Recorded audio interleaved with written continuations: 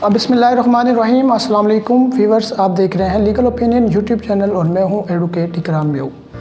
Well viewers, आज की इस वीडियो में हम बात करेंगे कि जब कोई बंदा आपको डिसऑनर चेक देता है तो आपके पास क्या रेमेडी होती है, आपके पास कौन सा कानून होता है जिसके तहत आप अपनी पेमेंट को रिकवर कर सकते हैं।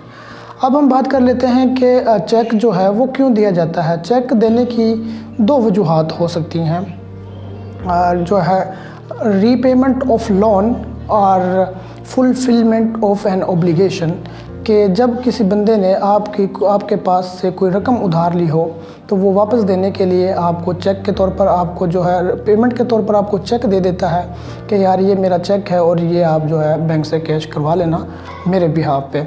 सेकेंडली होता है कि कोई फ्रीज़ा उसके पास होता है, उसने फ्रीज़ा अदा करना होता है तो वो जो है आपको चेक पेमेंट की सूरत में दे देता है। लेकिन वो जब आपको चेक देता है तो डिसऑनेस्टली उसके अंदर शामिल होनी चाहिए। डिसऑनेस्टली क्या है? डिसऑनेस्टली का मतलब ये है कि उस बंदे को पता होना चाहिए कि जो मैं चेक दे रहा हूँ वो सफिशेंट नहीं है, या उसके बैंक अकाउंट के अंदर इतनी पेमेंट नहीं है कि जितने का वो आपको चेक दे रहा है, या फिर कोई और भी वजूहात हो सकती हैं। लेकिन जो बंदा आपको चेक प्रोवाइड करता है उसको पता होता है कि जो आपको चेक दे रहा है कि ये जो है इसकी ग्राउंड जो है सफिशेंट नहीं है, मैं जो चेक दे रहा हूँ ये कैश नहीं होगा, किसी न किसी वजूहात की बिना पर ये डिसऑनर हो जाएगा। तो उससे आप जो है उसकी जो है ना डिसऑनेस्टली उसकी जो है शो हो जाती है। तो अगर कोई बंदा आपको इस तरह कोई चेक देता है और वो जो है डिसऑनर हो जाता है तो फिर जो आप क्या करेंगे, इसी के ऊपर हम फर्दर डिस्कशन करते हैं। तो इसके लिए जो ताज़ीरात पाकिस्तान का सेक्शन है 489F, वो आपको बताता है कि जब आपका चेक जो है डिसऑनर हो जाएगा और आपके पास क्या क्या रेमेडी होगी और आप अपनी पेमेंट को रिकवर कैसे कर सकते हैं। तो सबसे पहले कि दो वजूहात होंगी जिसकी बना पर बंदा आपको चेक देगा। एक होगा कि रीपेमेंट ऑफ लोन और जो है फुलफिलमेंट ऑफ एन ओब्लिगेशन, या कोई वो जो है ओब्लिगेशन कोई फ्रीज़ा है उसको जो है फुलफ़िल करने के लिए आपको चेक देगा। अब हम इसमें बात कर लेते हैं कि जब किसी बंदे ने आपको चेक दिया और वो डिसऑनर हो गया, आप बैंक के अंदर जाते हैं और बैंक में आपको पता चलता है कि जनाब आपका जो चेक है वो डिसऑनर हो चुका है, तो आप क्या करेंगे और उस बंदे के ऊपर कौन कौन सी पनिशमेंट होंगी जो उसको दी जा सकती होंगी। तो हम पनिशमेंट की बात कर लेते हैं। पनिशमेंट में आता है कि अगर वो चेक जो है 1 मिलियन रुपीज़ से कम होगा तो उस बंदे को जो है 3 साल की सज़ा दी जाएगी, 3 ईयर की इम्प्रिजनमेंट होगी, प्लस उसको फ़ाइन होगा, डबल फ़ाइन होगा, जितने का उसने आपको चेक दिया है उसकी डबल पेमेंट का उसको फ़ाइन भी होगा। वेल, अगर जो चेक उसने आपको दिया है उसकी जो है उसकी वैल्यू जो है अगर 1 मिलियन से ज़्यादा है और 5 मिलियन से कम है तो उसकी सज़ा क्या होगी? उसकी सज़ा 5 ईयर इम्प्रिजनमेंट होगी, प्लस फ़ाइन होगा, डबल फ़ाइन होगा, चेक जितने का होगा उससे डबल का उसको फ़ाइन भी होगा। प्लस अगर 5 मिलियन से जो है ज़्यादा का चेक हो और 10 मिलियन से कम का चेक हो तो उसको क्या सज़ा दी जा सकती है? उसको सज़ा होगी 10 ईयर की इम्प्रिजनमेंट होगी, प्लस जो है उसको फ़ाइन होगा। और फ़ाइन होगा जितने का चेक उसने दिया है आपको, फ़र्ज़ करें उसने आपको 50,000 रुपये का चेक दिया है तो उसको जो फ़ाइन होगा वो 1 लाख रुपये का उसको फ़ाइन होगा, उसका डबल होगा। ये है उसकी जो है पनिशमेंट है और प्लस उसको फ़ाइन भी होगा। अब तरीक़ाकार क्या होता है, जब आप किसी बैंक के अंदर अपना चेक को लेकर जाते हैं तो बैंक जो ऑफिसर होता है वो आपको बताता है कि आपका जो चेक है वो डिसऑनर हो चुका है, प्लस वो आपको एक मेमो साथ देते हैं। उसके साथ एक जो है मेमो होती है, उसमें लिखा होता है कि आपका चेक किन वजूहात की बना पर जो है डिसऑनर हुआ है।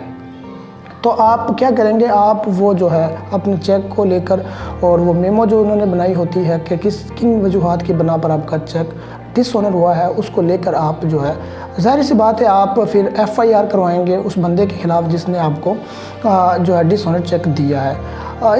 इसमें होता ये है कि जब आप उस बंदे को, सबसे पहले बेहतर ये है कि आप उस बंदे को जो है कांटेक्ट करें और उसको बताएं कि जनाब आपने जो चेक हमें दिया था वो डिसऑनर हो चुका है।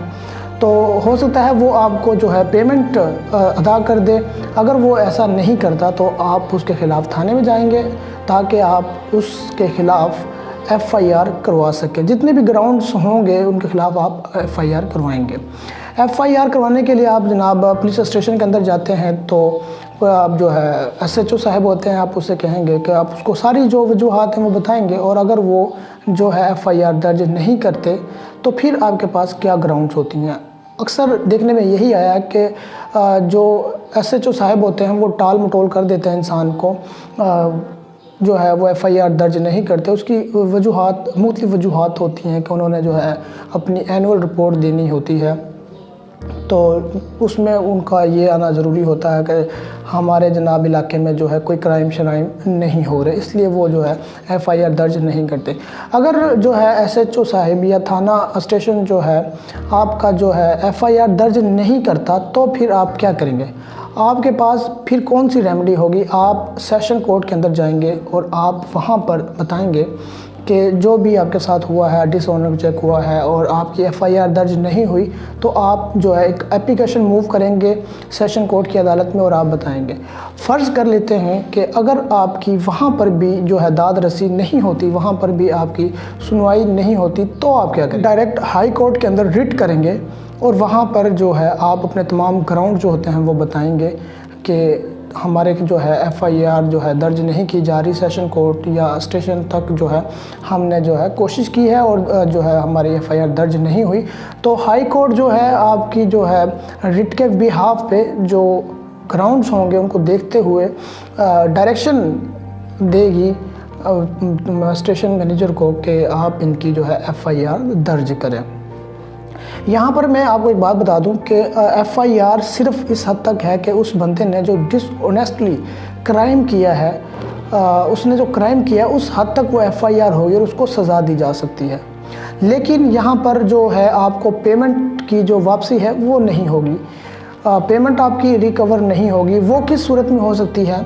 पेमेंट रिकवर करने के लिए आपको एक अलहदा से सूट फाइल करना पड़ेगा, जो कि आपको सिविल कोर्ट के अंदर फाइल करना पड़ेगा। CPC का जो है सिविल प्रोसीजर का जो ऑर्डर 37 है वो हमें बताता है कि आप जो है एडिशनल सेशन जज के पास जो है एक सूट फाइल करेंगे ताकि आपकी जो पेमेंट है उसको रिकवर करवाया जा सके। और ये जो तरीक़ाकार होता है, ये पेमेंट जो होती है, ये सूट जो आप फाइल करते हैं इसका जो फ़ैसला किया जाता है वो बहुत जल्द किया जाता है और ये दिनों में आपको जो है आपकी पेमेंट रिकवर कर दी जाती है। तो व्यूअर्स, ये तरीका होता है जब आपका चेक डिसऑनर हो जाता है तो आप इस जो है प्रोसीजर को फॉलो करते हुए अपनी पेमेंट को रिकवर करवा सकते हैं और उस बंदे के ख़िलाफ़ आप FIR भी करवा सकते हैं और उसको जो है पनिशमेंट भी दिलवा सकते हैं। लेकिन यहाँ पर एक इम्पॉर्टेंट बात यह है कि जब आप किसी को चेक देते हैं तो आपको किन बातों का ख्याल रखना चाहिए। अगर आप चेक दे रहे हैं रीपेमेंट ऑफ लोन और फुलफिलमेंट ऑफ एन ऑब्लिगेशन, तो इसके अलावा अगर आप किसी को चेक दे रहे हैं, आप फ़र्ज़ कर लें आप किसी को गारंटी के तौर पर चेक प्रोवाइड कर रहे हैं, तो आप चेक के पीछे लिखेंगे कि गारंटी वाला चेक है, ये गारंटी लिखेंगे उसके पीछे, ताकि जो है जब आप इस तरह का कोई इशू क्रिएट होता है, इस तरह का कोई इशू बन जाता है, तो आप एज ए प्रूफ के तौर पर ये साबित कर सकें कि हमने जो ये चेक दिया है ये गारंटी के तौर पर दिया था।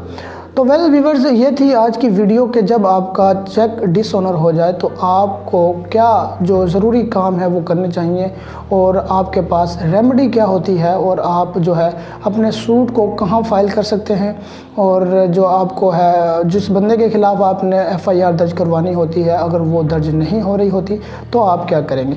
उम्मीद है कि आज की इस वीडियो से आपने कुछ ना कुछ ज़रूर सीखा होगा। अगर आपको वीडियो अच्छी लगी हो तो इसको शेयर कीजिएगा अपने दूसरे दोस्तों के साथ, ताकि जो दूसरे दोस्त होते हैं उनको भी इंफॉर्मेशन मिल सके। वेल, अगर आपने हमारे YouTube चैनल को सब्सक्राइब नहीं किया तो अभी हमारे चैनल को सब्सक्राइब कर दें और साथ बेल आइकन को ज़रूर प्रेस कीजिएगा ताकि जब भी हम कोई नई वीडियो लेकर आएँ वो सबसे पहले आपके पास पहुंच जाए। Thank you so much.